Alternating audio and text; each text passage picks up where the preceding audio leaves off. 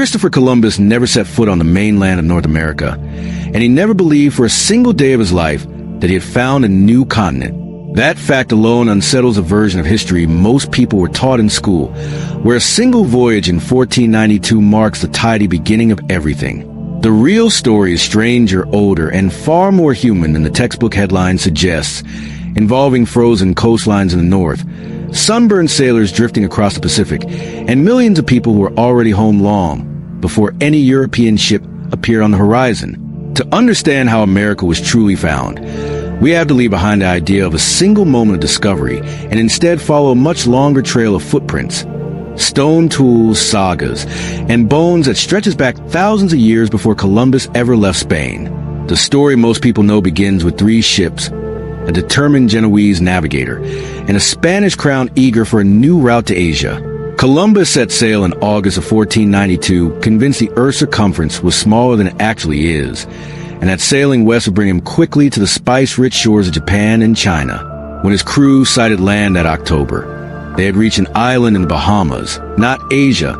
and certainly not an empty, undiscovered world. Columbus explored parts of the Caribbean and the coast of Central and South America across 4 voyages. But historians agree he never reached the North American mainland that later became the United States. He died in 1506 still insisting he had found a westward route to Asia, a belief historian Samuel Eliot Morison detailed in his Pulitzer-winning biography of the explorer. Long before Columbus was born, the land he claimed to have discovered was already home to an extraordinarily diverse array of civilizations. Archaeological evidence, summarized by author Charles C. Mann in his widely respected book 1491, indicates human populations had lived across the Americas for at least 15,000 years, and by some estimates considerably longer. These were not scattered, primitive bands wandering in untouched wilderness, as older accounts suggested. Cities like Cahokia, near modern-day St. Louis, once housed a population rivaling contemporary London, complete with massive earthen mounds and organized agriculture. The Mississippian culture built trade networks stretching from the Great Lakes to the Gulf of Mexico. Farther south, the Maya had already risen and declined as a great civilization centuries before a single Spanish sail appeared over the Atlantic horizon. The idea of an empty continent waiting to be found was never true. It was a convenient fiction that served the political and religious ambitions of later colonizers. The first confirmed European contact with North America did not come from Spain at all, but from Scandinavia, roughly 500 years before Columbus. Around the year 1000, a Norse explorer named Leif Erikson sailed west from Greenland, following rumors from another Viking sailor, Bjarne Herjolfsson, who claimed to have spotted unfamiliar land while blown off course years earlier.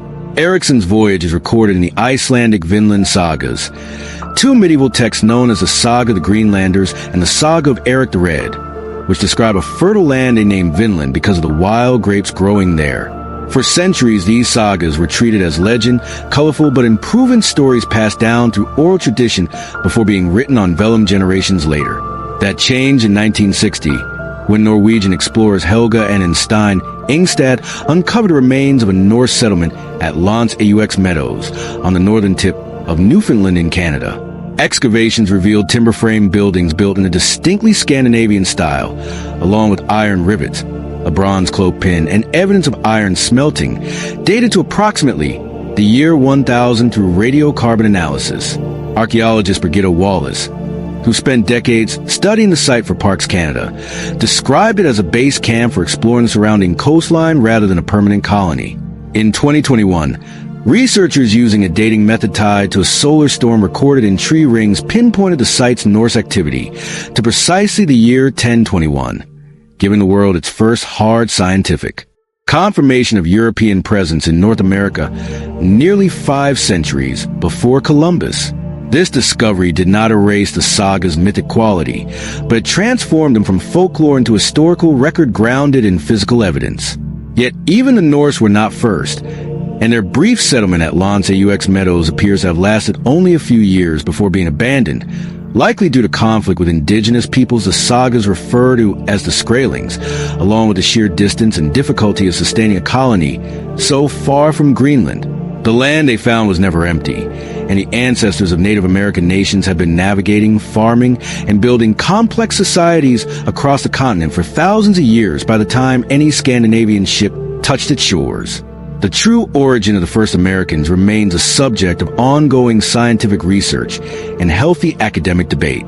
The long-standing theory holds that humans crossed from Siberia into Alaska via the Bering land bridge, known as Beringia, during the last ice age, when lower sea levels exposed a wide corridor of land. Genetic studies published in journals such as Nature have generally supported this migration route, while also revealing surprising complexity, including evidence of multiple waves of migration, and even genetic traces suggesting limited contact between ancient South Americans and Pacific Islander populations, hinting at seafaring capabilities that once seemed implausible for that era. This is where the story grows genuinely contested among historians and archaeologists, and honesty requires acknowledging competing interpretations rather than a single simplified answer. Some researchers point to sites like the White Sands footprints discovered in New Mexico and dated in a 2021 study published in the journal Science, suggesting human presence in North America as early as 21,000 years ago, far earlier than the traditional Beringia timeline once allowed. Other scholars have proposed a coastal migration route, where early peoples move along the Pacific shoreline by boat rather than solely on foot, a theory supported by evidence of seafaring skill and marine-based diets at several ancient coastal sites. There's also the long-debated and largely rejected Solutrean hypothesis, which once suggested a transatlantic migration from Ice Age Europe. This idea has found little support among mainstream archaeologists and geneticists, who cite a lack of consistent evidence connecting the two populations. Responsible retelling of this story means acknowledging that while the broad outline of migration from Asia is well supported, many specific details remain genuinely unresolved and are still being actively researched. Beyond the Norse and the ancient migrations from Asia, there's another layer to the story that rarely makes it into popular retellings: the question of Polynesian contact with the Americas long before European sailors arrived. The sweet potato, a crop native to South America, was already being cultivated across islands of the Pacific, including Polynesia, well before European contact, a botanical mystery that has puzzled researchers for decades. Genetic studies of the sweet potato spread, along with linguistic parallels between Polynesian and South American words for crop, have led many researchers to conclude Polynesian voyagers likely made contact with the western coast of South America centuries before Columbus, using advanced double-hull canoes and wayfinding techniques based on stars, currents, and wave patterns. This theory does not claim a Polynesian colonization of the continent, but rather brief, remarkable contact that reshaped agriculture on both sides of an ocean that many once assumed to be an impassable barrier. It is a quiet reminder that human curiosity and seafaring ambition were never confined to Europe. When Columbus's voyages did finally connect Europe and the Americas on a lasting, large-scale basis, the consequences reshaped the entire planet, a process historian Alfred W. Crosby famously named the Columbian Exchange in his influential 1972 book of the same title. Crops like potatoes, maize, and tomatoes traveled east to Europe, Africa, and Asia, transforming diets and populations across those continents. In the other direction came horses, wheat, and sugarcane, along with devastating diseases such as smallpox, influenza, and measles, to which indigenous populations in the Americas had no prior immunity. The demographic collapse that followed was staggering, with some estimates suggesting up to 90% of indigenous populations in parts of the Americas perished within the first century of sustained contact, primarily due to disease rather than direct conflict. This particular catastrophe, more than any single voyage, is what truly defined the age of so-called discovery, and it deserves to be remembered with the same weight given to the ships and sailors.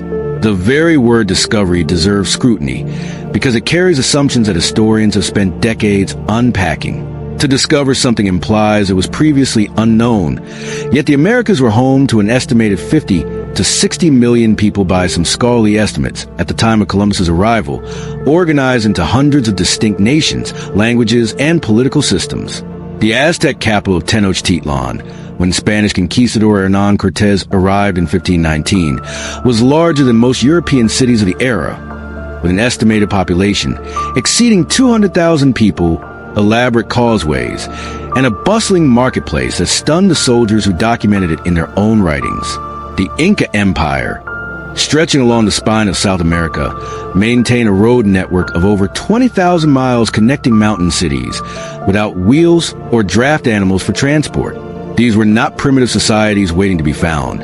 They were sophisticated civilizations that Europeans encountered, disrupted, and in many tragic cases destroyed. Modern historians increasingly favor the term encounter over discovery, a shift reflected in academic work and museum exhibitions over the past several decades, precisely because it better captures the mutual, often violent nature of what actually occurred when two long-separated branches of humanity finally came face to face again. Motivations mattered as much as navigation in shaping how this encounter unfolded. Spanish and Portuguese exploration in the 15th century was driven by a combination of religious mission, economic competition, and political rivalry, often summarized by historians using the shorthand of God, gold, and glory. The fall of Constantinople to the Ottoman Empire in 1453 disrupted traditional overland trade routes to Asia, pushing European monarchies to fund risky Atlantic voyages in search of alternative paths to spices and silk. Columbus was not operating in isolation. He was one competitor among many explorers and monarchs racing to claim new territory and trade advantages, a race that would soon include John Cabot sailing for England in 1497 and reaching Newfoundland, likely near the very region the Norse had settled centuries earlier, without either party knowing of the other's presence there. So when we ask how America was really discovered, the honest answer resists a single hero, a single date, or a single ship. It was found first by the ancestors of native peoples who crossed into an unfamiliar land during the Ice Age and spent millennia building nations, cities, and cultures of remarkable sophistication. It was reached again by Norse voyagers who left behind timber halls and iron rivets on a wind-swept Newfoundland shore, only to vanish from the historical record for centuries until archaeologists dug them back into memory. It may have been touched by Polynesian sailors whose legacy survives quietly in the shape of a sweet potato vine. And it was finally connected permanently and consequentially by Columbus and the wave of European colonization that followed, a connection that brought immense suffering alongside irreversible global change. The untold story is not a secret hidden from history books out of malice, but more complicated, layered truth that simply takes longer to tell than a single triumphant sentence ever could. Perhaps that complexity is the real lesson. Discovery was never one act, but a sum of countless human beings across thousands